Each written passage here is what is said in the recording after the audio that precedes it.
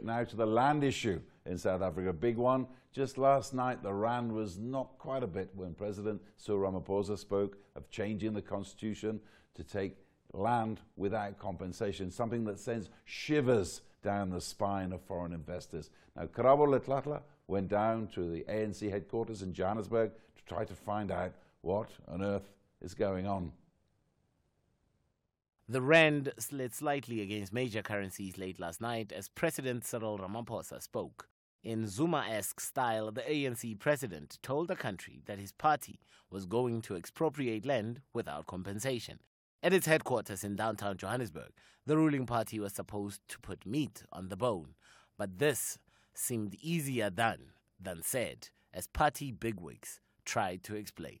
The Constitution embodies our democratic values and has got transformative impulses, which will use the constitutional review process to strengthen and clarify. Maybe I'll just add my voice on the land issue. ANC has always been on the right side of history. It's not only now. That is why in the Freedom Charter we talk about land. If we are giving you a farm, we are going to give you a title deed to that farm. If we are giving you a house, for instance, the RDP houses, we are giving them title deeds. So we are not nationalizing the land of this country.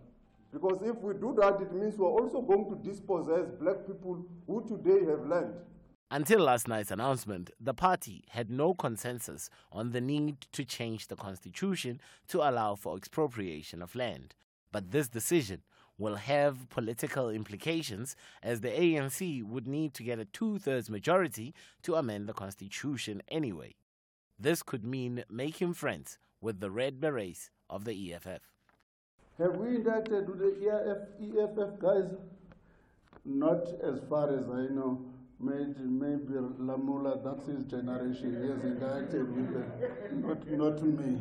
For now, the party has resolved to move forward through a parliamentary process. This will decide which land will be up for expropriation and which won't. So since 1994, we've now redistributed a particular percentage, and what is remaining now, which is still in the hands of white South Africans, is 72%. So we are going to use the Expropriation Act to transform that 72%. Land was one of the two burning issues last night. The other was the economy. South Africa's fiscal position is under constraints from bailing out state-owned entities, paying for fee-free higher education, and servicing ballooning debt. So where will the money for the economic stimulus package come from? Among other things we've suggested, without undermining fiscal consolidation, clearly we've got to relook at the expenditure composition of that budget. At the expenditure composition of that budget and redirect it, a number of that towards the areas identified for the stimulus package. The plan is to support sectors under pressure like agriculture, including providing tools, tractors, seeds, and funding to marginalized groups. The sugar industry is also being singled out for support. But with the elections around the corner and the economic stagnation in South Africa, one cannot help but ask if this is not just macroeconomic populism at play. Karabo, Lethlathla, CNBC Africa, Johannesburg. And we have the man himself in the studio, Karabo Lethlathla, who's down there amongst the great and the good politicians today. First question I have for you, how long do you think it's going to take before the government actually takes its first piece of land without compensation? Well, look, I think the ANC is very much under pressure to be not only a party of great policies, but implement them. And I think land is very close to a lot of comrades inside the ANC, if you will. And I think they see this as their final line. If they can just get over that, then they would have proven that, ANC policies do not go unimplemented, and they're not just wishy-washy hearsay for you and for us to consume, So I think there's real pressure for the African National Congress to do this, and I think that might give it momentum. I'm not sure how long the parliamentary process will be, but if you saw EFF statement coming out on the back of Cyril Ramaphosa's announcement yesterday, I mean, they're overjoyed. They have been fighting for this, and land has almost been their cause. The real question is the ANC following EFF's politics so that they guard themselves for the electorate next year, or is it something that they have really been wanting to do for a long time, but for some reason they haven't attempted to do that? Political will has been missing in the last 24 years. Well, one of the great economic questions about this, it's not just land, it's about productivity. What happens to that land? The question I have, does the government have a plan on what people are going to do if they get allocated land without compensation? Well, as it stands right now, Chris, the plan is that government will offer support to the agricultural sector in particular. And if you've noticed our production numbers ourselves, agriculture has been slipping, and it was one of the leading positive contributors to quarterly numbers.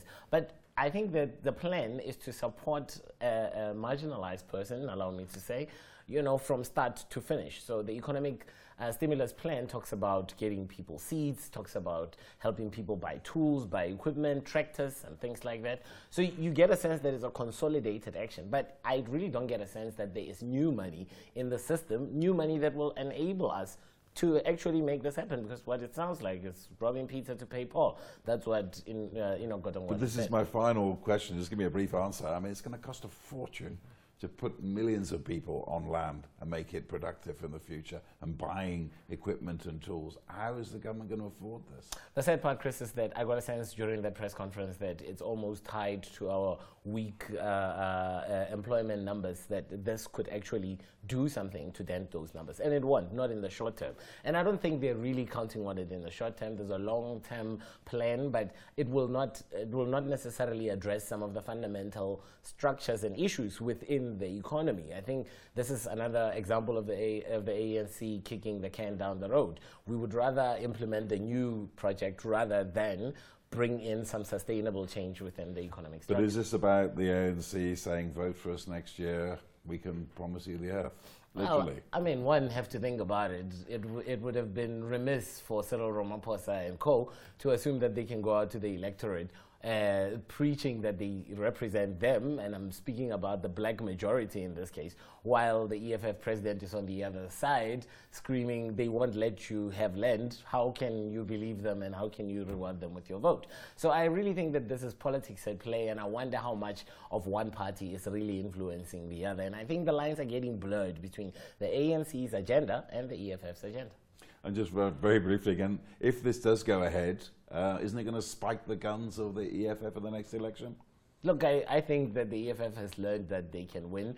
Even within the Ramaphosa government, they can push the ANC agenda, even as a party with only 6%. So I really think that they will look for something else that they can push the ANC on before the next election, and it will put the governing party under more pressure then. And I think as long as they keep playing within the EFF's realm, it will always look like they are playing to the audience, that they are a populist party with populist philosophy.